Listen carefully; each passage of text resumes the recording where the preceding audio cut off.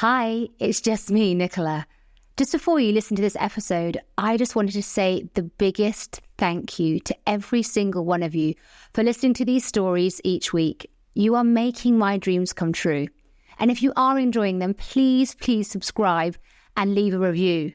It will really help us grow in the podcast world. Enjoy. Today's guest is the UK's answer to Oprah Winfrey, a high-performance mentor, author and CEO of Mums in Business International, with a community of over 350,000 globally. She is a mum of 6 who travels the world and homeschools. This woman is the definition of superwoman. Please welcome Leona Burton. Hi. Oh my goodness, I love that intro. Thank you for having me. Oh my God, well, absolutely. It's so well deserved. Leona, I want to just share with everybody how I came across you. So I think it was the beginning of 2020. I was in Mexico and you just popped up on my who to follow, who is also in Mexico feed on my Instagram. And I was like, oh my gosh, it's like, she's English, she's in Mexico, she must be around the corner for me. And I started following you and I have been fascinated with you ever since. I'm like a silent little stalker. Silent stalker. Yeah, absolutely. And what I love about you is that you embody the message of you can have it all. And that is like my passion and something I'm obsessed about. And so you do have it all. You have the business, you have the mum life, you have the relationship, you travel the world. It is all amazing. And I know that behind the scenes is... It is absolutely chaos. Yeah. But you're right. If I look at my life, I can say that each of the areas of my life I'm happy with. Yeah. I am. Fulfilled. I am. Yeah. Amazing. Now, what I would love to do for the guests, for the audience, is to take it back to the very, very beginning. Where did it all begin? Who is the little girl behind this fabulous woman? Oh, the little girl is somebody who is super intelligent, very, very, very shy, but with an air of confidence. Somebody who just wants to be seen, somebody who wants to be heard, and somebody who wants to be understood. And I think for a long time, I really struggled with that. In fact, if I'm really honest with myself, I think it's ongoing work. And I think sometimes people look at me and, they see what I've created and they see the stuff, but actually they don't see all of the work that goes on behind the scenes to continue to do what I do. Yeah, absolutely. So where were you born? Tell us about your life. Okay, so I was born in Leicester. Shout out to the Midlands. Me too, not Leicester. Where's I born? Tamworth, in Midlands, girl. Yeah, absolutely. So I was born in Leicester to a mum and dad. And my mum and dad split up when I was about 10 months old. And I only know part of the story because I only know what I've been told. They split up when I was 10 months. And my dad had full custody of me from the age of 1. And from what I remember, and it could be completely wrong because, you when you're little, you have no idea. But I think I stopped seeing my mum around 4 or 5. I don't know why. I have no idea. Nobody wants to tell me. And I just lived with my dad. And honestly, it was very normal to me. And I didn't know any difference. So people used to say to me at school, is your mum dead? And I was like, I don't think so, but I don't know. And, well, where's your mum? And I'm like, I have no idea. Like, I have no idea where my mum is. And for me, for a long time, I never really questioned it at all. And I just went about my life. And I was really studious at school. And I was, I was very into studying and getting on and just getting my head down and doing. And I was interested in, like, marine biology. And I would do loads and loads of extracurricular stuff just to kind of learn and absorb. And junior school was fine. I loved junior school. And then I went to high school and it was polar opposite. I went to an inner city school and being really bright, that didn't wash too well. I used to go to a special class for intelligent kids in an inner city school. It didn't go down too well. So I found high school really, really difficult. And there are a few situations, where I got chased by a group of girls and guys were really mean to me at school. I looked like a boy. I had these giant boobs come out of nowhere, but I used to wear boys' clothes because my dad didn't want me to be feminine, and I used to have my hair cut in a barber. So it was like this whole mixture of identity, and I started to lose sight of who I was. So I'd say for the first couple of years of high school, I tried to desperately fit into like, you know, this crowd. I didn't quite fit in there, and I tried to fit in this crowd and I didn't quite fit in there. And so I moved school, and that was even worse. I got quite badly bullied in school. And we eventually moved away from Leicester. We moved down to the southwest, and school wasn't really easier there either. At that point, I started to lose sight of who I was at the core. So I became disruptive and disrespectful and probably a little bit brattish. And, you know, at that point I was 14-ish and I was having a really difficult time with my dad. At that point I wasn't really living at home. I was sofa surfing. And I was just reacting to all of the stuff, I think, having no mum. And then my dad going through a difficult time himself, and that then spilling out into our personal relationship. And that was quite abusive in some ways.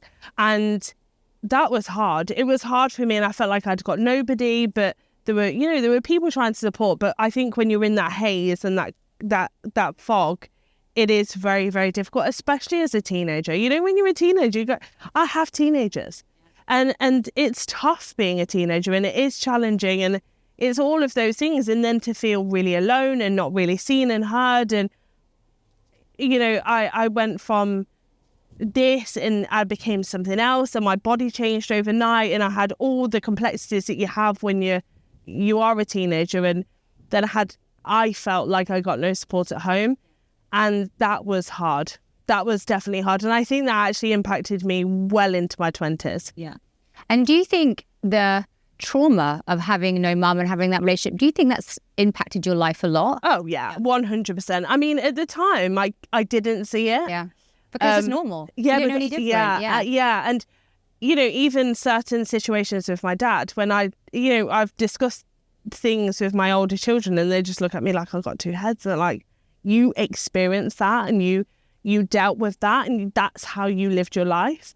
And I'm like, yeah. And it's not that it's funny to me, but it's like, it's so alien to them, but it was so normal to me that I still don't think to this day that some of the behaviour that I tolerated or some of the situations that I experienced, I don't understand the impact that they had on me. And I don't think I probably ever will, actually, because that was my norm for so long. And actually, that's not my children's norm at all. So, yeah, it's definitely had a massive effect. But I now have such a close relationship with my children. Yeah. Because you value, as an adult, what you didn't have as a child. 100%. That is, you know, Dr. Demartini really, really talks about that. It's like, look at your highest values. So for me, being financially independent is one of my very, very highest values, because I used to see my mum hiding away clothes that she'd bought at the shops because she didn't have any of her own money. You know, and it's just, so that's why you are a mum of 6 and you are homeschooling your children, because you want them as close to you as humanly possible, which I completely understand. 100%. And my relationship was at the top of my priority list. You know, there is nothing that comes higher than my relationship with my children. Yeah. And my husband knows that. And he understands that that's part of who I am. And I am okay with that. Yeah. So, yeah, everything is revolved around my children. Nothing else is priority over them. Lucky kids. Yeah, I mean, helicopter mum. But yeah, we're really close. We are really close. Amazing. So you're 14. Whereabouts are you living then? South Wales? Just outside of South Wales. Okay. Someone comes into your life that kind of changes everything, doesn't it? Really? I mean, at 14, I was doing all the things that 14-year-olds shouldn't be doing. I wouldn't say I was fully rebellious, but I was definitely erring on the side of rebellion. And I think that was definitely down to the fact I had a very, very tight, strict upbringing up until that point. And even down to, you know, I was caught on the phone when I lived in Leicester. And so my dad put a lock on the outside of my bedroom door. And when he'd go out, he would lock me in my bedroom. And so, yeah, I mean, stuff like that. I mean, people are like, what? But to me, it was just like, okay, this is kind of weird, but whatever, we'll roll with it. And so I started, I think the more that tightened down, the more I was like, fuck this, excuse my French, but like I am not dealing with this. I'm going to rebel and I'm going to be really free. And that has changed my life forever. 100%. So when I was 14, I was living my best wild life, and I was working because I always worked. I wanted to have my own money because money was also a thing. And I had 3 jobs, and one of them was working at a caravan site, making candy floss and giving out ice creams. And this young boy who I had zero interest in whatsoever, because I was into older guys, because they had cars, and he literally begged for me to go out with him, and I was like, no. I mean, your children, right? Yeah. Like, and I was like, no, I'm like going out and clubbing and living my best life. And he was like, I actually got on his knees and begged me to go out with him. And I remind him of that to this day. And 22 years later, 6 children, and we've been married for 12 years or something at this point. It's, yeah. That is an amazing story. Yeah, and it's been a real challenge. It's not been easy. And my family did not want me to date him. They didn't want me to marry him, and they didn't encourage that relationship. I think, one, because we were young, and we have very different families. We're from very different backgrounds. And my family expected me to be a doctor or a lawyer. And, he was from a little coal mining village, and his dad was a miner. And so we had very different upbringings, but actually he is the yin to my yang, and as much as I drive him mad and he drives me nuts on a daily basis, there is something there, and there's something in it, and it's work. It isn't easy. It's definitely work, but actually I love our relationship most of the time. And you actually moved in with him, didn't you? I did. 14.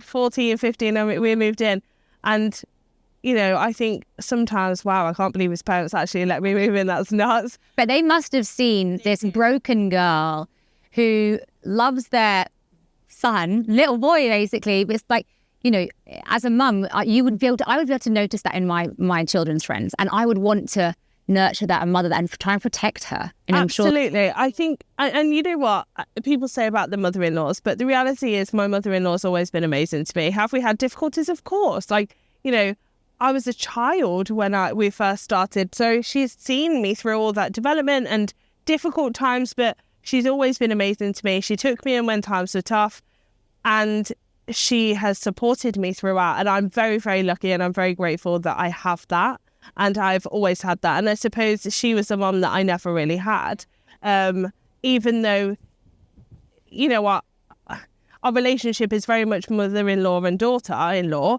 but we have a really good bond, and I am very grateful for her putting up with me for 22 years. Actually, she probably thanked me for putting up with her son for 22 years, to be honest. But yeah, she was amazing. So I moved in with them, and I didn't go to school. In my last year of school, I think I went to school 3 times.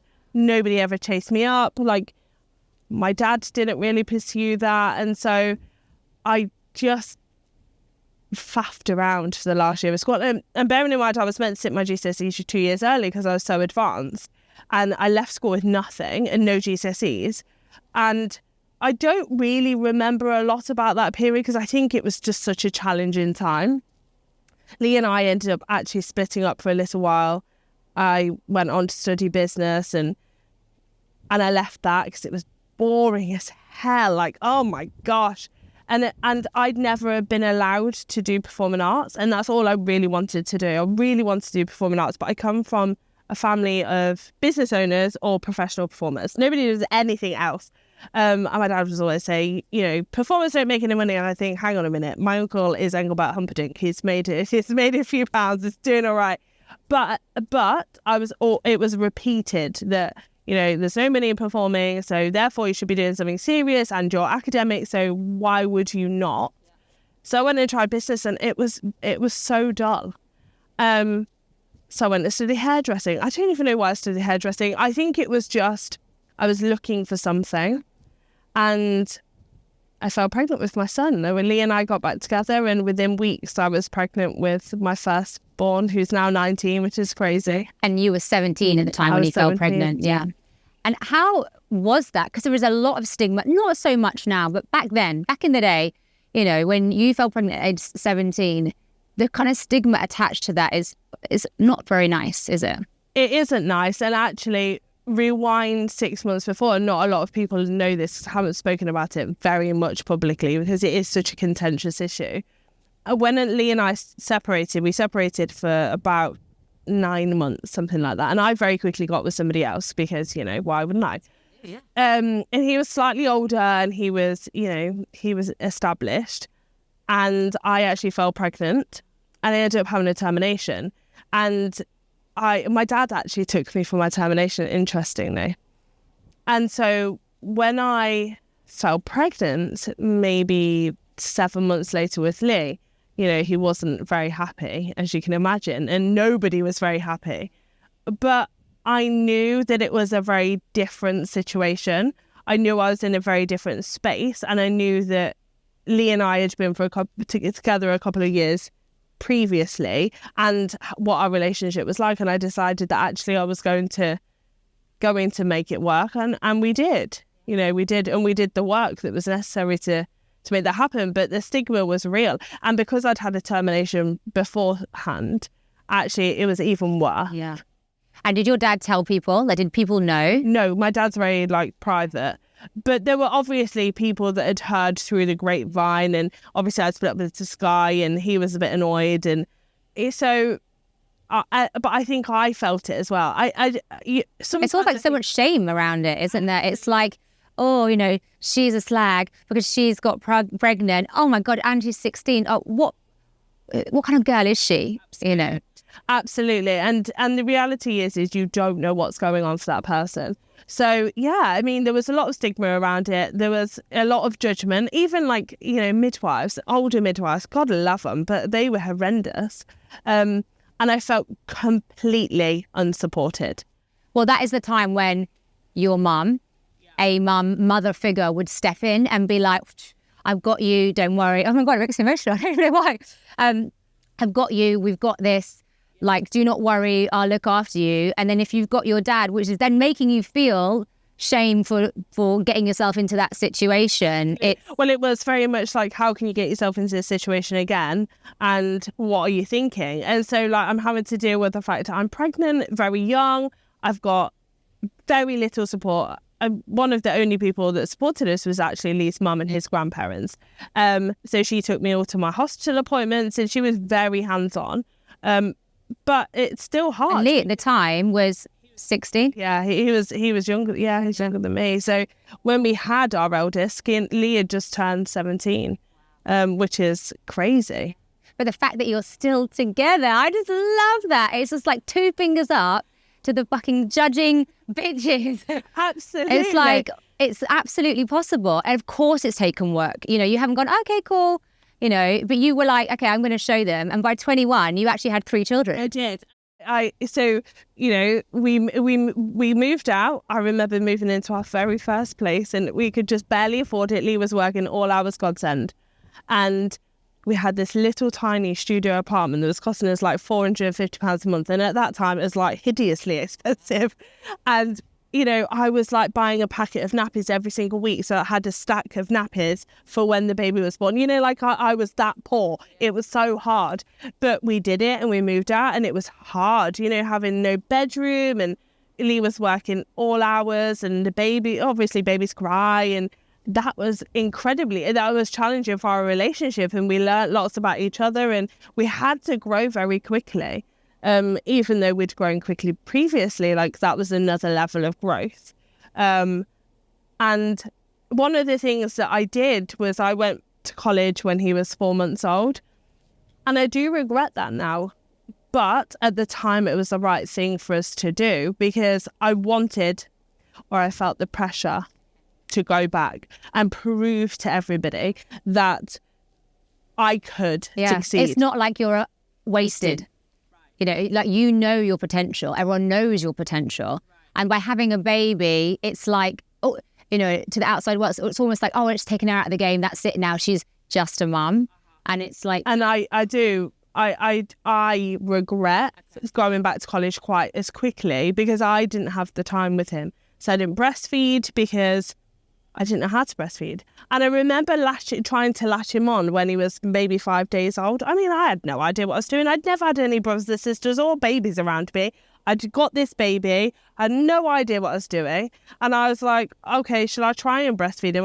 He was 5 days old. The milk had kind of started to dry up at that point. I couldn't latch him on. So at that point, I was like, well, no, he's supposed to have bottles. And I remember the health visitor coming around and, with the forms. So, what are you doing and what have you... And I've just felt so questioned and I almost felt interrogated, like I wasn't good enough. And I went to mum groups and they were just horrendous. Like I was like, I'm never going to them ever again. So I threw myself back into college and I did college and I did hairdressing. I went back into hairdressing and I did that. I hated it. But I just was like, I'm going to do it because I'm going to prove everybody wrong. And then Kian was 4 or 5 months old, fell pregnant with Kai. And I was like, oh my God, what am I doing? Like, this is wild. And so I was 19 and 2 children and it was chaos. 2 boys, they're full of energy and they're full of life and they want your attention. They need you to be, and it was a very different experience. I breastfed him. I took some time out of college. I let Lee just do his thing and work, and actually it took some time for me. And we were tight. I couldn't leave him. And at the time, I remember going for a driving lesson and Lee had him and he cried for 2 hours solid because I was almost obsessed with him because I felt forced to go back with Kian. So when Kai came along, it was almost like, no, I'm going to take time to me. And so we still are incredibly close, even though he's like 6'5" and huge, but we're tight as anything. And so 19, yeah, Kai comes along, take a year, great, go back to college, do performing arts, which is what I wanted to do all those years previous. And I smashed it. Triple distinctions, no messing, absolutely loved it, worked my bollocks off. I did. You're a singer, aren't you? I am. Yes, you are. I'm here. Yes, yeah. Absolutely. So, I had to break through all the barriers of like getting over my anxiety around what I looked like and stereotypes. And did you have like an unhealthy body awareness? Oh yeah, absolutely. Because that started when I was very young, because all of the women in my family are very naturally curvy. So I remember specifically being on a run with my dad. He used to make me run every day. And him being like, if you don't keep this up, you're going to be fat like the rest of the women in your family when you're older. And that followed through with me the entire way through. So even when I wasn't as curvy as I am now, I was consciously aware of the fact that I wasn't really tiny. And even when I was like a size 10, I always felt big. And it didn't matter where I was on the spectrum, I always felt in my mind big. And I look back at photos, I'm like, there's nothing wrong with me. I was curvy, but there was nothing wrong with me. And so that followed through 100%. So definitely unhealthy body image for a long, long time. And musical theatre school, unfortunately, especially back in the day, when I went, everyone was being weighed, I've never been big, but they would call me the chubby little thing. It's like but that stays with you. I wasn't even body aware, and then the teacher's calling me chubby, and I'm like, oh, what does that even mean? And then forevermore, I became conscious, but in an unhealthy way. Absolutely. So when I was studying performing arts, it wasn't too bad. When I went and studied musical theatre, okay, that's when it was even worse. And so our teachers were all, from top drama schools. So they're used to, girls that look a certain way. And I remember... And you've just had 2 kids as well. A third, actually. Like, literally, I had a third. In fact, I tell you what, I did my final exams for my performing arts with my daughter in a walker. Love it. I did a dance exam with my daughter in a walker in the theatre. And that's how I did all of my learning. And then I went to drama school and I did musical theatre. And honestly, I found it incredibly tough. I was doing a 100-mile round trip every day. And that was hard. That was really hard. And I was scouted to teach singing. So I was teaching singing. And then I got into TV. So I was juggling drama school, teaching and filming and 3 children, one of whom was at that point being diagnosed with autism. It was chaos. I wasn't meeting myself coming backwards. And at that point I was like, something has to give. Yeah, of course. And I decided that as much as I love performing, I needed to do that in a different way. And that's when I started to go into television, because I knew that I could do TV because it was on my doorstep and I could semi-pick my job. So I got a really good relationship with our agency. So that's when I really started to focus in on TV work. And I loved it. Like, I love being around creatives, and I know you understand because you're a creative. You get it. It's a different buzz. It's a different energy. There is just that understanding between creatives. And I learned a lot about humans, like being in that environment and how actually it was who I knew. Like, it wasn't what I knew. It wasn't all of the things that I'd learned in drama school or on the stage, or it was who I knew and who was connected to who. And I'd sit there and I'd watch James Corden talk to Matt Smith, and Matt Smith talk to an Oscar-winning director, and, you know, the cast and crew would move around and you'd just be like, I worked with him on this, you know. And I was like, oh, I get it now. It's all about who you know. And that's where I started to understand networking a little bit more. And networking for me is, now I understand that it's everything. Everything is down to who you know and who you can pick up the phone to when you need a connection. Yeah, building those relationships with people. Absolutely. Just for kind of for the audience. So there's a big TV hub, isn't there, near where you lived? Absolutely, yeah. It's in Cardiff. It's not in London, yeah. No, Cardiff and Bristol are massive because obviously London's so expensive to film. They're moving outside and, you know, it's cheaper. I remember filming Trolleyed with Jane Horrocks, who's hilarious, by the way. And one of the crew said to me, 6 weeks in London is the same price as for us to have a year in Bristol. Wow. You just couldn't compete. Yeah. So you were in there living your best life. How long did that last for? 8 years. Okay, 8 years. And then by this time, do you have any more children over that 8-year period? Yeah, so I have a fourth. I have a fourth who's amazing, and I took time away, and I was a very different mom at that point. I was less stressed, and I felt like I was in rhythm. You know, when my first 3 were really little, it was just chaos, honestly. Like, I remember sitting on the stairs crying because I was like, how do you even handle the school holidays? Like, they're just hideous. Literally. And I was like, oh my gosh, like, I can't do this. It's crazy. And then I had a fourth, and I started to, okay, I'm not worried about what everyone else thinks.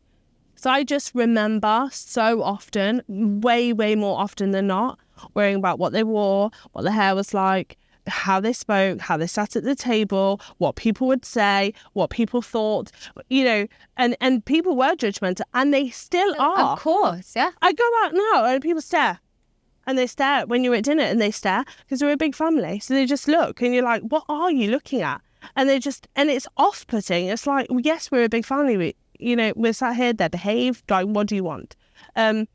So I think for a long time, I found that very difficult to deal with. And then when I was like, fuck this, like, I don't care what you think of my child's outfit. If they are happy in jelly sandals and fucking flowery whatevers. And a woolly hat. Exactly. They're just going to do them.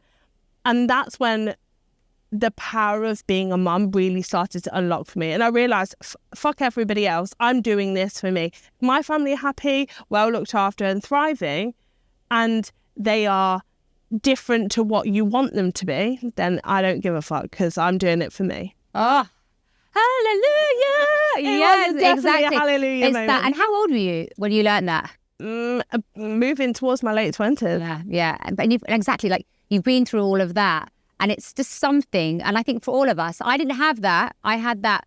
I was probably about 36 when I had that, which is basically the age that you are now. You know, it took me all of that time to get to that point to just think, I don't care what you think. And it's the most liberating. That's the one thing, if I can teach anyone, to not care. But how did you, was there a point where you thought of that, or did you learn that? Like, what was the trigger for you? I think there were a series of things. I think it's very difficult to go, this was the moment. But there were lots of things, lots and lots of like small stroke large things along the way. It was like people judged me for being in TV, and then people judged me for having a business, and then people judged me for having lots of children, and people judged me for throwing myself all into my business. And, you know, I mean, it was just like a consistent like feeling of like people having a say in my life. And I remember a really difficult time in my life, and somebody said to me, Leona, you have way too many people have an opinion on your life, and you're listening to too many people. You have to stop. And at that point I thought, they are absolutely right. I made excuses and apologies for everything. I felt like I had to explain myself. And I remember we used to go on holiday a couple of times a year, and we were not in any way wealthy, but we'd save all year to go on holiday, and we wouldn't go out, we didn't smoke and drink and all of the stuff, so that we could save and, you know, take the children on holiday a couple of times a year. And people would say, how can you afford to go on holiday a couple of times a year? I think, the fuck, that's got nothing to do with you. What I do with my money is down to me. And so a series of things happened, and I remember thinking, I'm not doing this bullshit anymore. Like, I'm going to be unapologetically myself. And I remember somebody reached out to me and said, there's a Gokwan casting for a runway. We want you to apply. And I was like, fuck that. Like, I couldn't think of anything worse. I'd done TV. TV is different. You're being somebody else. I did some presenting work, and it was fucking horrendous. I remember feeling so like vulnerable in front of the camera because you're you, and, you know, you feel exposed.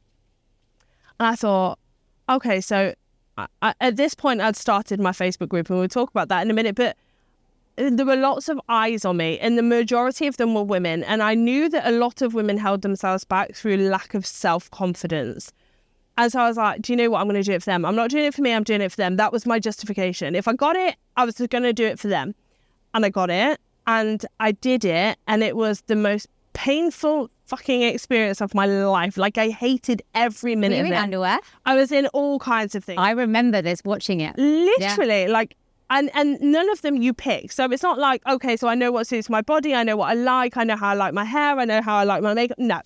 Everything is taken out of your control, and you don't get to decide. And it's like, holy hell, I felt so exposed.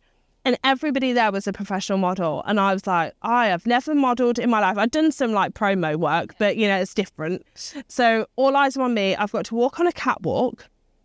Like, hello, what if I fall off? What if my shoe breaks? Like, all of the things that go through my head. And my shoe did break. But I did it. And although I hated it in the moment, I felt so amazing afterwards. And it was almost like I proved to myself and everybody else, do you know what? For those people that said this and this, you never amount to this because of this, it was like a fuck you moment. And I thought, do you know what? I can do whatever I want. I feel like I can do whatever I want. So now in my business, in my life, I'm like, do you know what? Don't tell me no.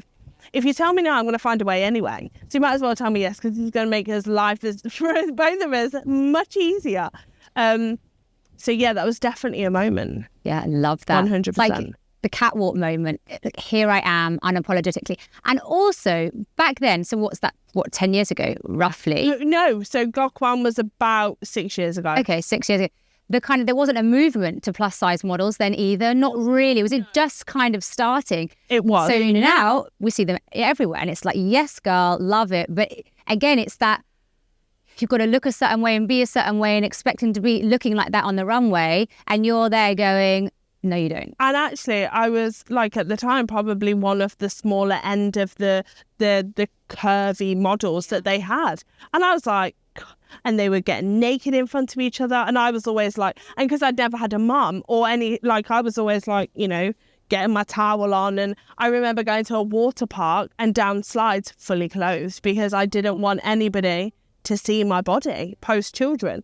And I felt so exposed. But then I was like, do you know what? Who cares? do you know what? I am here as I am today, and I'm just going to own who I am. I might look different tomorrow, and that's absolutely fine. And if you choose to do whatever you want to do with your body and you want to look this way, great, go for you. And I think that for me, it started to unlock my love for women, because previous to that, I really didn't like women. Oh, really? No. And do you think that's come from your mum trauma? Yeah. That like... I actually was a bitch. I can 100% own the fact I was unhappy, I was bitchy, I'd moan about everything, I was very judgmental of other women, and that was just my own insecurity. I would just be like, what's that? Who does she think she is? And that was all my bullshit. It wasn't theirs. And now, when I see a woman, I'm like, go fucking Me you. too. I will stop you in the street and be like, you look amazing. Yeah. I love your energy. Those boots are incredible. Go, girl. I mean, sometimes they look at me like I've lost my mind, but I'm like, it's okay. Who cares? Yeah, absolutely. So I'm very much of that way now, and I want to celebrate women, which is why I do what I do, because actually women are fucking awesome. Do you know the shit that we have to deal with on a daily basis just to do life? Yeah. And we don't appreciate ourselves and other women enough. We are as women, we are trained to be judgmental of other women. Yeah. Yeah, absolutely. So you're the latter part of your 20s. I know that you join an online business, and within that online business, you start to be successful, start to do coaching and realize mentoring, not coaching. We'll come on to that later. I'm fucking good at this. I'm really good at empowering people and lifting people up and helping them see. And that was the kind of where the seed was planted, wasn't it, for your mums in business networking group? Yeah. It was. So one of the things that I was very good at in my online business was mentoring women. So I was good at helping them show up online. I was good at helping them see vision for themselves. I was good at helping kind of breed confidence in them. And I started to realize actually I was really, really good at that. And people would come to me for that. They wouldn't come to me for the business or the product. They'd come to me for that. And so I'd watched a couple of people online. I was like, I reckon I could do that. Yeah. All right. £10 courses, I can do that. I can help people feel more confident for 10 quid, easy. And it grew and it grew. And then we set up a Facebook community, and that grew very quickly. It was 17,000 in 4 months, and it was wild. Yeah. It was absolutely wild, and it was growing daily. That business started off as just a Facebook group. Yeah. And actually, in the beginning, there was zero intention really to monetize it very much. It was just purely to bring women together, because I'd felt that there were very few places that women could network safely. So women who are mums, that's the difference. Because, I have been to conferences, in my online business. My girls are older now, but I went with my babies. Yeah. And there was no other place that I could have done that, because it's like, oh, the mums are here. It's like you couldn't be an entrepreneur, successful, very wealthy, and be a mum at the same time. And no, there were two very different things. Yeah. And it was very much like you put your mum hat on over there and you don't bring it to the table. And they were early mornings or really expensive, or they were stuffy. And I'd go and I think this is led by men. Yeah, really. And it was just like dick swinging. It was a sales pitch all the time. And I was like, I'm not looking for a sales pitch. I'm looking for genuine connection. I want to grow my business. Absolutely. That's what I'm here to do. But I also understood that I wanted that connection. And so we started one, and I started a business with a business partner, and we stormed it. Like, there was nothing on the market like it. We were very aggressive in our approach, and we had meetings with Facebook, and we had meetings with publishers, and we had meetings with producers in LA, and everybody and their sister and their dog were knocking at the door. Forbes, everybody, and it was wild, and it was financially successful. Honestly, if somebody had offered me 10 million quid to buy the business, I'd have said no, because I genuinely loved everything about my business. And that lasted for almost 3 years. And then overnight it was gone. And can you share with us? Yeah, I'll share what I can. Absolutely. So, without getting in trouble. We'd always had a really good relationship, my business partner and I. Really good relationship. I felt that we had a really good relationship. And just so both of you started because you were like, we are mums. We want to create a space for other mums. So was that kind of the intention behind it? That was the intention, absolutely. And then just together, it just grew and grew. It did. Just quickly, just before we go into that, just so to really people understand, how did you, you've got this Facebook group. How did you monetize that? So we provided courses, we provided trainings, we had memberships, we've got networking events all over the world. At this point, 3 years in, we're holding 300 networking events a month. Wow. And is that franchised? Effectively. I mean, we didn't franchise it because we wanted the everyday mum to be able to come in, and we didn't want somebody just dropping 15 grand on a franchise, but we were doing very, very well. COVID hit. Okay. That was fun. Lots of our money came from in-person networking events. So that there was navigating those waters, which it was challenging as it is for the majority of business owners. And something happened between mine and my business partner. Mine and my business partner relationship. And literally within 4 weeks, we've gone from talking 10 times a day to this weird energy. And I'm mindful of sharing specifics, but literally we'd done £50,000 in revenue that month.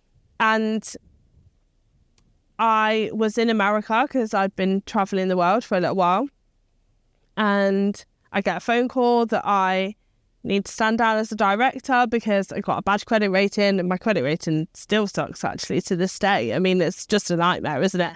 But I'd walked away from a business maybe 6 years prior, and it left a dent on my credit rating. So I was like, yeah, no problem. We needed to apply for a COVID loan just so that we had some buffer for, COVID, and said, yeah, no problem, absolutely fine. And my business partner refused to put me back on as director.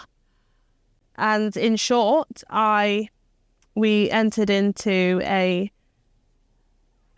mediation. Yeah. And our mediation basically came to a head, and it was, my offer on the table is 40 grand in a 3-year non-compete, or you can work for me. And I'd built this business, and I'd built this business. And also you were the face of this business. Absolutely. I mean, I didn't class myself as the face of, because it was our business, but a lot of... From the outside looking in, on your Instagram, it is you. Yeah. So I say, do you know what? Fuck you.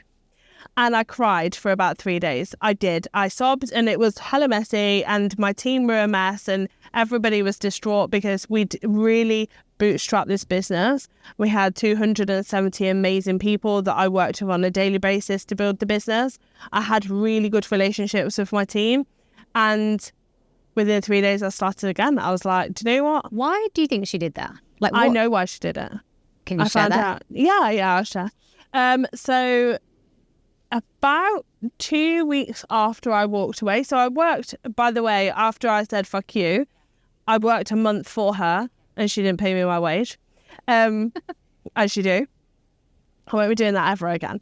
A few weeks later, somebody approached me that I know, and they said, I know something. I know what this situation is about. I'm like, I'm glad you do, because I have no idea. Like, this has come left field for me. And she said, your business partner had an investor lined up. And I was like, what? Like, we talked about investors, and we created pitch decks, and we'd started to create pitch decks and stuff to kind of expand the business. But that was always like a joint conversation. I was like, well, I haven't heard of anybody. Anyway, I take this person out of the group because this potential investor was in the group. And within minutes, she messaged me and she said, why have I been taken out of the group? And I said, oh, my lawyer has advised me to take you out of the group. And she was like, I'm really sorry. Like, I didn't realize this whole thing would collapse. And I was like, well, what was the investment? And I just pretended like I knew everything. And I had no fucking idea, but I was like the FBI. And you feel it's like when something like that is done to you, it's like finding out if your ex is cheating. You just, every inch of your body is like on edge to know. And you just become this like private investigator. Literally. So she unraveled everything. Okay. And basically her husband was giving her some money to invest in a business, and it was going to be ours, but my business partner wanted to get rid of me. And yeah, she thought she'd have the investment for herself. And it's greedy bitch for the greedy bitch. Oh my God, come on. Seriously. So Outrageous. yeah, it was outrageous. So yeah, I mean, the whole thing fell apart and they obviously didn't invest. And I walked away from the company and the company did like $3,000 the following month or something. It was hideous. And it was hideous because we got a big online following and we got all this community. So they were distraught and I was distraught. And I'm sure my business partner was distraught because she worked really hard as well. And I'm like, what on earth were you thinking? Like, what? It's not broken. Don't try and fix it. It was perfect.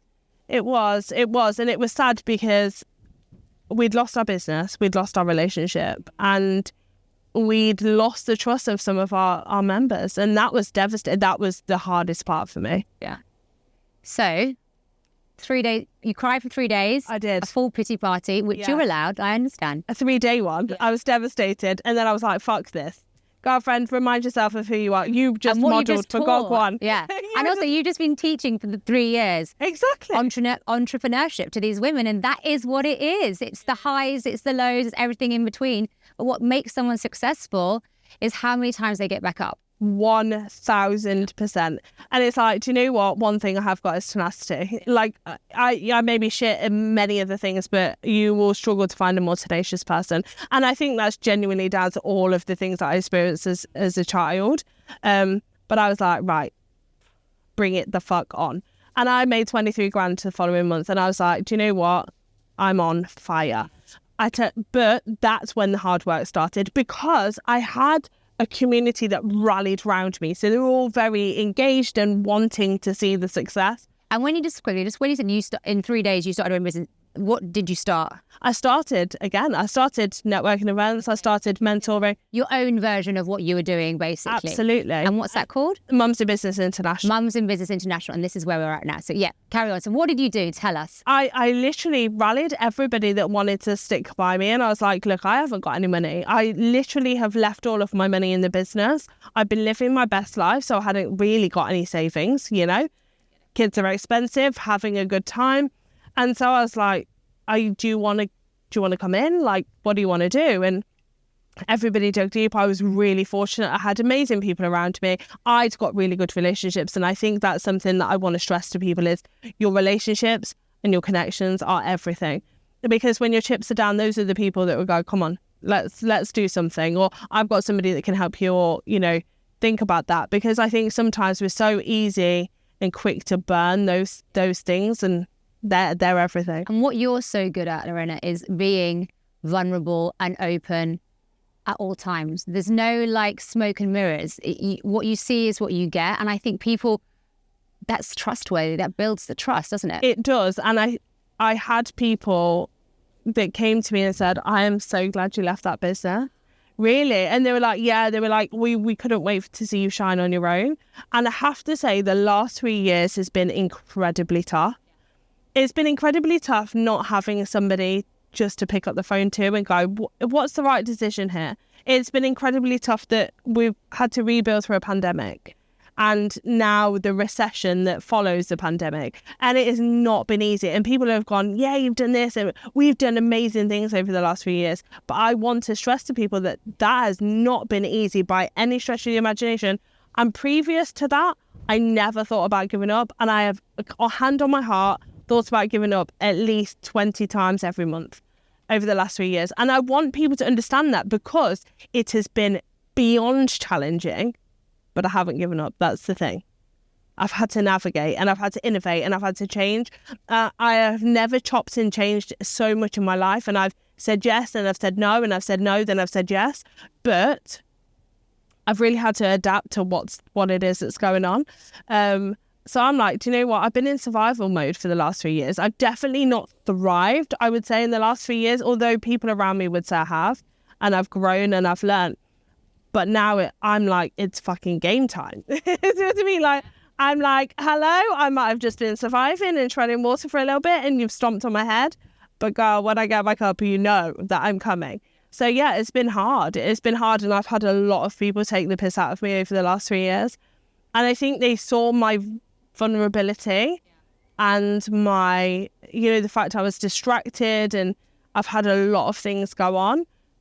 but I remember that. Yeah. And you openly shared it all, didn't you, on social media? Yeah. And I think that's why people connected with you so much, because they were just like, oh my God, like, you know, this person that we put on this pedestal is having a real bad day, week, month, just like us. And I think that is so powerful. What made you decide to do that?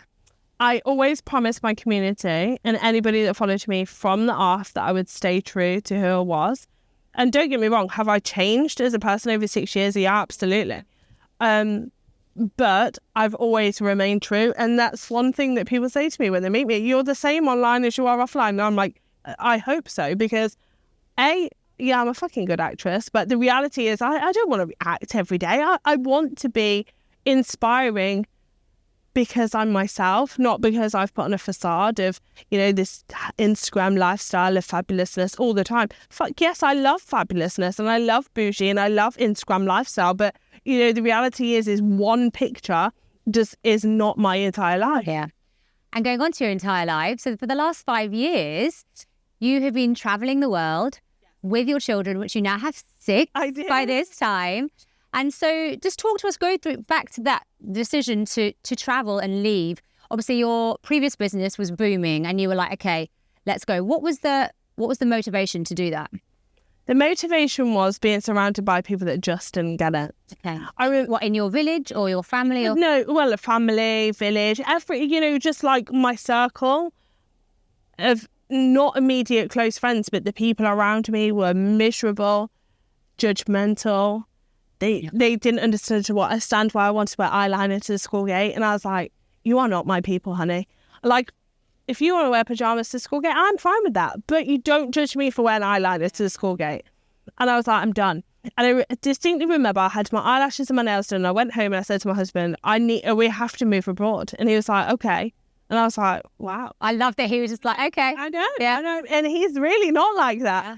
I think he'd had enough as well. And actually, in that moment, it was like, let's go. And we sold everything within 6 weeks and we're out.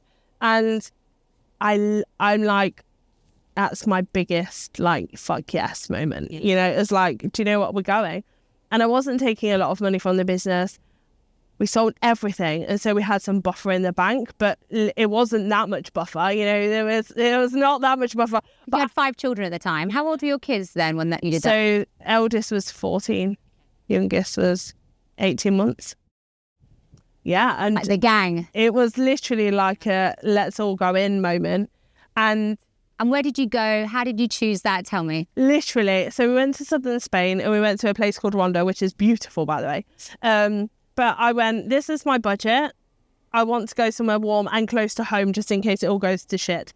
So we looked in the area of Spain. Then I found somewhere that looked pretty. And then I found somewhere within my budget. And I was like, yeah, we'll go there. We hadn't been to the place. We hadn't been to the house. We hadn't seen any of it. And it was just like, do you know what? If it goes wrong, I'll go home. Like, I wasn't massively concerned. What is the worst that could happen when you're moving to the sunshine? Exactly. And how did you feel about, obviously, you're, you know, a big concern for a lot of people. Even I have friends who are in England right now that want to move, but their kids are in school. And that's why they say, I can't move because my kids are established in school. You know, they're 9 or 10. It would be unfair to take them out. What are your thoughts around that? It's all bollocks. Genuinely, if you ask my children if they would prefer to live the life that they have now or the life they had before, every single time with their eyes closed, they'd say now. And I was worried about that. Oh. And you know, has it at the times when I'm like, am I doing the right thing? Yeah, absolutely. Of course, when I'm trying to teach them algebra, I'm like, what am I doing? But they live an amazing life. You know, they're here. My daughter's here in Ibiza. You know, we're going to LA to go with a client. I'm flying with her to Dubai in September. She'd not be able to do that if she were at school. My son, who's 17, is going to Bangkok for a couple of months next week. Again, he wouldn't be doing that if we were in school. So they've, you know, a couple of my children have got businesses, and that's not because I want them to have businesses, but because I've helped them understand that they can monetize their skills. Why wouldn't you be making money from your skills? Because you're good at this. You can make some money and not have to scrub tables for £5 an hour. Yeah, exactly. Especially with the internet right now, it is a young person's world. It is. My now 17-year-old, when he was 14, started doing business. He made $3,000 in his first month. You can't do that in school. You can't do that. And no one teaches you that in school. You know, it literally, I was like 31 when I learned that. I was like, oh, wow. While I was, you know, pissing around, like earning £5 an hour, selling my soul, I could have been doing something online or anything entrepreneur. I didn't even know what the word entrepreneur meant until I was in my 30s, you know, because it's just not taught. And so is that your kind of goal with your children, to teach them to have an entrepreneurial mindset? Or how would you feel if some of them got like a normal job? So my eldest he's got a normal job. I mean, he's self-employed, but he fits solar panels and he's happy. Yeah, and he's back in England now, isn't he? He is. And me and my husband have a many conversations about this. And I think this is where it comes down to conditioning. So I remember being very young and feeling this pressure that they must do something special, right? And my husband's like, I don't care whether he's a bin man. I just want him to be happy. And if he's happy being a bin man, then that's okay by me. And I thought, he's right. Yeah, he is right. Yeah. He's right. You know what? It's not about how much money you've got in your bank. It's how happy you are. And if you can afford to pay your bills and you're happy, you're winning at life. And my husband taught me that, because that's not what I knew. I knew that if you had money, then you were happy. And it's not the same thing. They're two very different things. And so my son's happy fitting solar panels. He makes good money. He's happy. He provides for himself. And, you know, in 5 years' time, he might not want to do that. And that's absolutely fine. And I'll support him with that. But right now, he's happy doing a job. Kai and Anna, my other two, I don't think they'll ever work a proper job, really. They understand that they can make more money per hour working for themselves than they can ever working for anybody else. And they have the freedom and flexibility of saying yes or no. And actually, I'm doing this, or I want to do this, and it doesn't fit with what I want for my brand. And amazing. Yeah. I mean, sometimes that's hard because, you know, that comes with its own challenges of maybe not having a consistent month financially, but it brings with it so many other amazing things. Yeah. And they learn the hustle. Yeah. And I know that you love the hustle. I love the hustle. Me too. People are so triggered by the word hustle. I'm like, why? God. Fucking awesome. I don't want to be lying down hoping things happen. I want to be out there like fucking going out and getting it for myself. But do you think, because I feel like, no, and I feel like you probably think the same. My girls and your children, they've been brought up in Ibiza, traveling the world. They've seen everything. They've never had that feeling really of lack, or this is shit. Both of us grew up having a feeling of not, oh God, this is a bit rubbish. People have more than me. That I was happy, but I was I always knew that there was more. And I feel like that gives me the drive to have that hustle. I worry that my little girls are not going to have that because they've never really, well, they won't see the struggle. Right. And I think that definitely is a real thing. So one thing that I did when they got old enough was I started to make them pay for things. So, you know, when I felt like Kai, and he won't mind me saying this, but about 15, he started to get a little bit knobbish. Okay. So I was like, right, you're going to pay a little bit of board, because he was earning good money. He was earning $3,000 a month at this point. So I was like, right, you can pay £20 a week. And he like, you know, and now he's like, Mom, what I'd give. So he went to Mexico by himself, and then he went to UK by himself for a bit, and he's going to Bangkok. Because so obviously his expenses are more than 20 quid. He's like, what I give to pay 20 quid a week. Like he said, and he sat me down the other week and he said, Mom, I appreciate that. He said, do you know why? He said, because I understand why you did that. And I understood that you were trying to teach me that life is expensive. It isn't. Nothing is given to you. No, absolutely. So he has work ethic, and he wants to go to Bangkok. He's paid for that. Now, don't get me wrong. Have I helped him? Of course. Like, you know, absolutely. And he's only 17. He's only 17, absolutely. But when he went to Mexico, like, he wouldn't let me pay for his flights or anything. But I made him like a travel kit, and I bought him new clothes, and I packed him with everything under the sun that he'd ever need, which probably cost him more than the flight. But it's those things that I'm able to help him with. But he's very independent, and he doesn't want that. Like, he wants to be independent, and he wants to pay for his own things. And I think that has helped. Yeah. The same with my daughter. She pays her own phone bill. I mean, she works for me, so effectively I pay it. But like she works for earning the money 100%. Yeah. And I think so. They both have a respect for money, that because they have seen that I've had to work incredibly hard Their dad has had to work incredibly hard. In fact, my husband, when we first had our son, had to do extra work for £20 a day just to put food on the table. And my son was talking to me the other day. He's like, I can't believe Dad used to work for £20 a day. I'm like, because yeah, you do whatever it takes. I worked on a sex line. And my kids know that. The voice. Yeah, like my kids. Hi, big boy. Hey, I was fucking good at it. Hey, I would be so good. It's like the actress in us. Absolutely, in my pajamas, like seriously, doing the ironing. But I worked on a sex line when they were really little. Do me an example of what you do. You're in your pajamas ironing. I'm like, hello, and they're like, hi. And honestly, like genuinely, people think that they're just like, getting off, but it's like, hi, I'm Tony from London, and I just want to talk about my black cab. And you're like, okay, Tony, tell me all about your black cab. It's like, well, today I drove so. And obviously the aim of the game is to keep them on the phone as long as possible because you get paid more.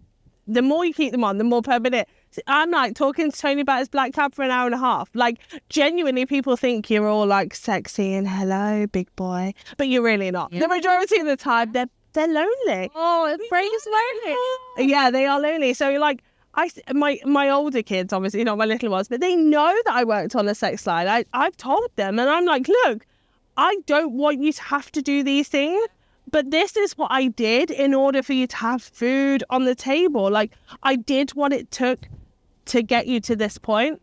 So they respect that. And I think that has really built something in them. So they're like, I never want my mum to have to work in a sex line ever again. I would never put myself in the position where I have to. I don't want to get to that point. And, working for 30p a minute on a sex line is whatever it is. I mean, I laugh. But would I want my daughter on a sex line? I'd prefer that she wasn't, and I'd prefer that I was in a position to be able to help her and support her. But I did what it took. That's it. And that in itself is an amazing skill because people don't, especially in the UK. There's so many handouts from the government that people think, do you know what? I'd rather not do that. So let's just sign on and let's just, and I think that quality that you have, not many people have it, unfortunately. Do you know what? Recently, I had a conversation with the DWP and I said, right, you guys have got the Department of Work and Pensions in the UK. And I said, look, you guys have got this all wrong. Like, we've got women in our community that are on universal credits and finding it really hard to get off them because you make it difficult for them to get off. So I said, like, let's do something together. And basically, they've asked me to go in and train their back to work trainers and run some sessions for their women in business who want to get off universal credits, who want to get out of the system but don't know how because it's set up for failure. And so I'm excited. And so all of these mentors and coaches are going for your high paid clients. I want to help the mums. I want to help the people that are stuck or feel stuck in a position where they go around in a hamster loop. They are, consistently dealing with a partner that's really difficult because they don't know how to get out of that. Or they will never make more than 200 quid a week because that's what their conditioning is and that's what their environment is, and everybody around them makes 200 quid a week, but they want more. And it's not about me coming in and saving them because I never want to be like that, but I do want to inspire people to know that they can have more, even if it doesn't need to be an Instagram lifestyle. But if you're struggling to pay your council tax, if you're struggling to put bread and water on your table, then there is a problem and we need to work on that so that you can have more and you can pay your bills with a little bit more ease. Because I've been the person who's gone to the supermarket and bought all the things with the yellow stickers. Yeah, because same. Bought the cheap cheese. I always remember having a little bit more money and thought, oh my God, I can buy the Cathedral City. I don't have to buy the Tesco value. And that was just such a life-changing moment because I'd never been the posh cheese girl. I'd always been like the Bobby Basics of everything because it was so much cheaper.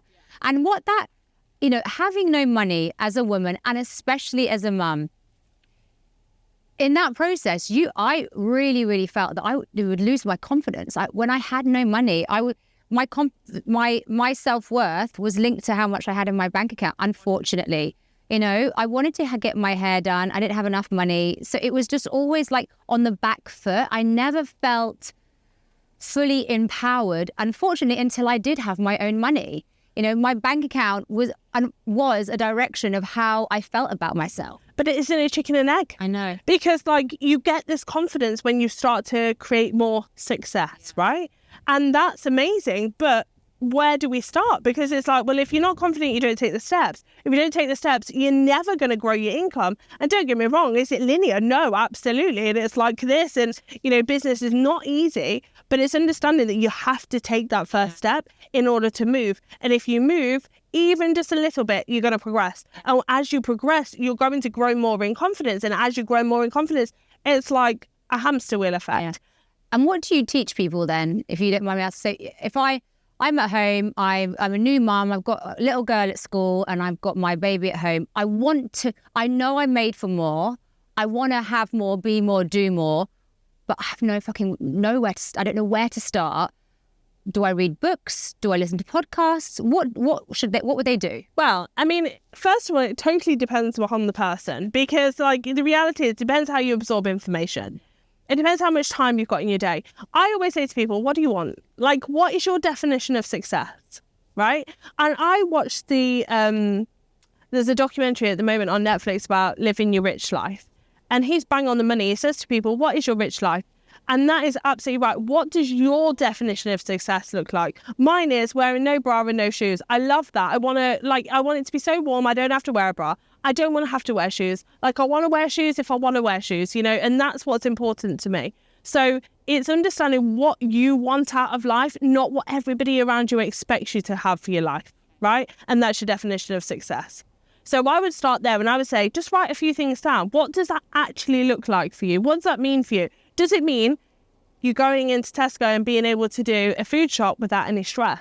Because how many people still go into their shopping, that go and do food shopping, especially now, and worry about what to put in the trolley? Yeah. Nobody should have to worry about what they put in the trolley to a degree. If you want to get ham, cheese, bread, you want to have a spread, you want to have a cheeky Friday night treat, you should be able to do that, right? The majority of people can't. So it's understanding what that looks like for people and then building a plan that works for them, not somebody else, around what it is that's going on in their life. So everybody's, situations are different, right? So I've got 6 children, somebody's got no children, but they might have 10 jobs. I haven't got a job, so I have a different way of life. So it's understanding what makes sense to them, and everybody's plan has to be different.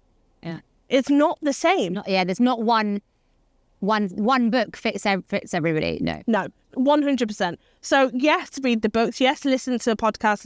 Yes, watch the YouTubes. Yes, find your people and find people that you're inspired by. But I think so many of us look for external motivation. We're looking for, when I listen to that person, they make me feel this way. Great. But that's a temporary fix. So unless you're walking around all day with AirPods in your ears, listening to somebody, you've got to find the thing that moves you, and you've got to find the thing that you're driven by, because not every day is it going to be easy. You're going to have all of the excuses under the sun why it can't work. I was literally trying to get ready for this podcast. The baby had all my makeup out. She bit a hole in my blender. I went to dab my blender on. It took my makeup off. Then I blinked and my mascara went everywhere. Then I curled my hair and it blew away on the way here. I mean, it's just like, one thing after another. You're just like, if I was consumed by all that shit, I'd never do anything, because I have 6 kids. They're complex. They're humans. They come with needs. I have lots of clients. They're also come with needs. And it's what's going to work for me? What's going to work for me? What am I in control of? I'm in control of how I show up for myself. I'm in control of the people I surround myself with. I'm in control of how I turn up and how I deliver, because delivery is part of my job. I'm in control of how I feed myself mentally, physically, and emotionally. Those things I'm in control of. I'm not in control of somebody who's pissed off about something. I'm not in control, but I'm in control of how I react and respond to that person. And that has a knock-on effect. So I'm very mindful about what I do and how what positions I put myself in. And when I'm networking, I want to network with people who, let's go people. I want to be around people who are movers and shakers. I don't want to be the most intelligent person in the room. I don't want to be the wealthiest in the room. I don't want to be the most well-spoken in the room. I want to be surrounded by all different types of people that I can learn from, and I can absorb their information and absorb their knowledge, and then become an even fucking better version of myself. That's what I want. Absolutely. And I think the kind of thing the theme with you is you love putting yourself out of your comfort zone. And it started, right, really with the Gokwan thing. And I think for anyone listening, that is such a good place to start. Like, what can I do today that makes me feel uncomfortable? Because if I do that, then I know that tomorrow I can do something else, which is going to grow and grow and grow my confidence. And when my comfort zone grows, I become bigger, I become better. And even if it's just like going to that mum's group and then talking to the mum that you feel is a little bit, you know, we all have those mums. Like you go to the mum's group and she's like, oh God, she's the fancy one, or she's the glam one, or she's the confident one.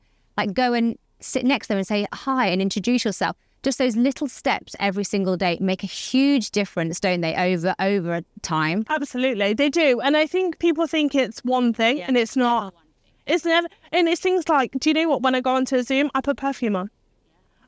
You know, when I go onto a Zoom, I put lipstick on. It makes me feel good, and I want to show up as the best version of myself. I can give a shit whether you can smile me down the thing. Like, I'm not bothered, but it makes me feel better. Yeah. I am that person, because I like to leave my house ready and prepared for any eventuality. Like, so I do, you know, my husband's like, fucking hell, Nick, we're only going to the supermarket. And I'm like, but I don't care. He's like, no one's going to see you. But I don't care. This is not for anybody else. This is for me. This is how I like to show up. And of course, as soon as I get in my house, I take my makeup off. I'm in my pajamas within 0.3 seconds. And he's laughing at me. He's like, babe, you know, like, do you fancy like dressing up for me around the house? I'm like, no, but when I leave the house, this is me in the supermarket, in the bank. And why? Because I feel good. And I think ultimately that's, you know, when I had two little children, and both within 15 months of each other, like 2 under 2, I was working my online business, and, you know, it was exhausting. And I remember thinking, what could I do today? Even though I've had no sleep, my tits are leaking, I feel like shit, I've got a migraine coming. What can I do to make myself feel good? And that was putting on my makeup. Yeah. Oh my God, the power of putting a face on. I was like, people are like, why are you wearing makeup? You don't need to wear makeup. I didn't ask you if I needed to wear makeup. I want to wear makeup for me, not you. It's what it does for me. 100%. That's all it is. And it's just, this is who I am. I'm Nicola with a face on. If you don't like it, fuck off. Exactly. I don't care. It's not your business. And also, don't comment. Yeah, it's got nothing to do with you. I've not asked you to comment on my stuff. And I think social media, unfortunately, has allowed us to have an opinion about everything. It's like, nobody's asked for your opinion unless they've asked for it. So we wouldn't give you our opinion if we saw you in the street and we don't know you. But for some reason, we feel like that's okay on social media, and it's not okay. If you're one of those people, stop, because, do you know, it's not valuable, and you don't know what that person's going through behind the scenes. We only have to look at people like Caroline Flack. It's you know, you don't know when somebody's going to break. You don't know when you're going to push somebody over the edge. You don't know what they're dealing with behind closed doors, mentally, physically, emotionally. And so you've got zero right to comment on anything that is not your business. I always say to people, stop focusing on everyone else. Focus on your own business. Focus on yourself. Focus on growing as a person. If you're a business owner, focus on growing as a business owner. Level up, skill up, learn. I am not focused on you. I'm focused on me. And that is no ego, not selfish. And it's not being selfish, but it is. But in the best way. That's what we want. I am so fucking selfish. My life revolves around me. Because if I don't put myself first, no one else is going to. And if I'm shit, my world around me is shit.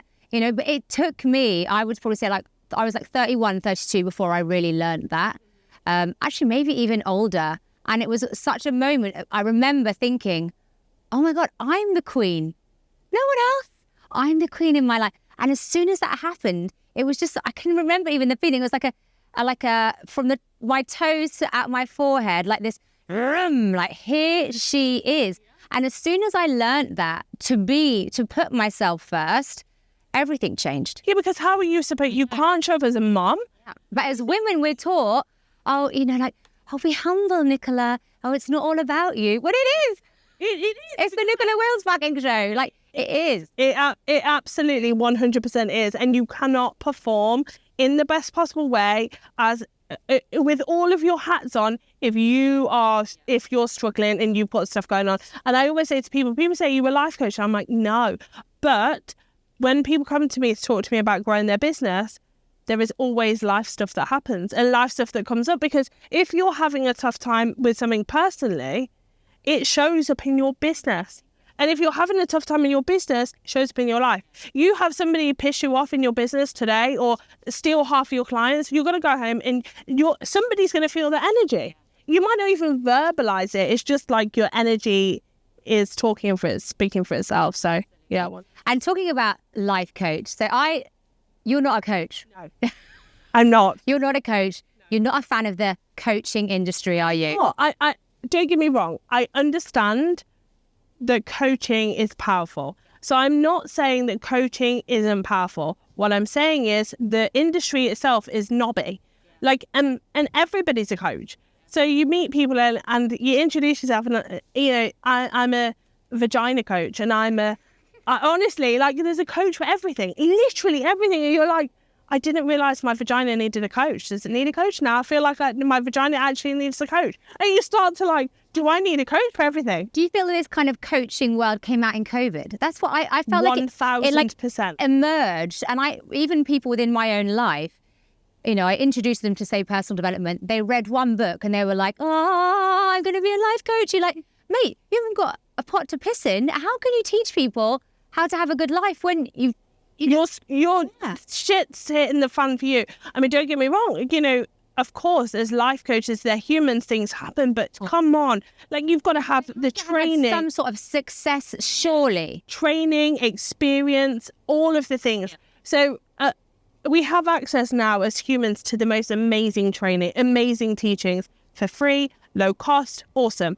But just because you did something does not mean that you're proficient in it. And when it comes to somebody's life, that's a whole nother ballgame. Life and business, they're not to be messed with. So if you're inviting somebody in to guide you and support you and give you advice, and you don't know who this person is, and you don't know what this person is about, you're making a mistake. So I always say to people, do your due diligence. If you want to get a coach, if you want to work with a mentor, if you want to, enroll in something, especially high ticket stuff, don't just give over your credit card details. Think about it. Go away and ask the 5 people around you. Is it going to make a difference? What have their testimonials been? What do they bring to the table? Have they just qualified? Yeah, or have they just sold themselves well on Instagram? Because 1,000%. Instagram can make someone's life and themselves look absolutely amazing. But, we love a good filter. I'm not averse to a filter, but we love a good filter. We love, filtering our lives. And, part of it is, the reality is we have to filter it because we can't document everything. It'd be ridiculous. And, you don't want everything online. But it's also understanding people are very good at curating content for the outside world. And content creators rather than life coaches. 1,000%. Yeah. And so you do, and you work as a mentor. I do. People, but you don't advertise that, right? No, I don't. And so I actually trained as a youth mentor years ago for young mums because I wanted to help young mums.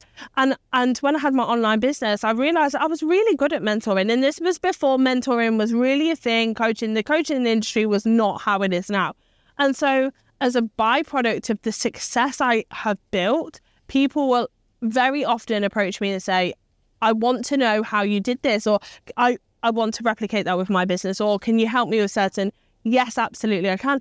But I'm not proficient in everything.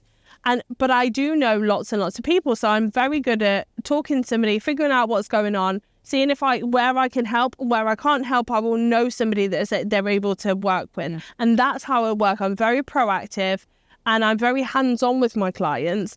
But I also am consciously aware that I don't refer to myself as a coach because honestly, I just don't like it. Yeah, I totally get that and respect that. So Leona, what's next for you? What isn't next? I mean, honestly, I'm prepared for global takeover, to be honest. So I have a couple of podcasts which, I'm producing more and having higher quality conversations. I am obviously growing my business. I'm involved in a couple of really exciting projects, a couple of tech projects in the States I'm working on that actually I'm quite enjoying being part of somebody else's business because they have the stress and I just get to come in and provide, my expertise and then leave again, which is, I'm quite enjoying that. So yeah, lots of collaborations and honestly more of what I'm doing. And I want to, people laugh at me, but I want to change the world, like genuinely. Yeah.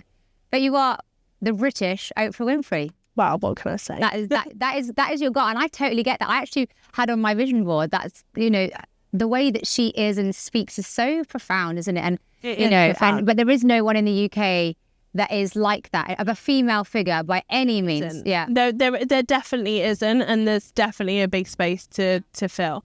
But I love what she does. But, you know, for me, it's just about providing people with the belief in themselves. And I want to show people that, do you know what? You can be a hot mess behind the scenes. And I genuinely am. We are. Me and you are hot messes. Like, my car is a fucking tip. My house, like, I don't mean to be messy, but just like, I'm not dirty, but I am messy. My clothes are everywhere. My makeup's there. And I don't even see it because my vision, all I'm doing is like, you know, I'm putting my makeup on, I'm putting that there. I'm not thinking, oh, let's tidy that up. I'm thinking about the podcast and the feeling of what that's going to create and the conversation that I'm going to have with you and the vision that I'm creating for next year and next week. And so, and I know that you're the same. 1,000%. Our husbands are like, fine. Yeah, literally. Like, don't you see that on the floor? It's like, oh no, I didn't even see it because I'm up here in fucking fairyland. Literally. Yeah. But I think when you're a visionary and when you are that way of thinking, it's hard to see all the little shit. Like, that is like irrelevant to me. What's relevant to me is moving and fucking shaking. And like, I got involved with some water projects out in Kenya through Hopeful Handbags, and we're on our 10th water tank in maybe 6 months.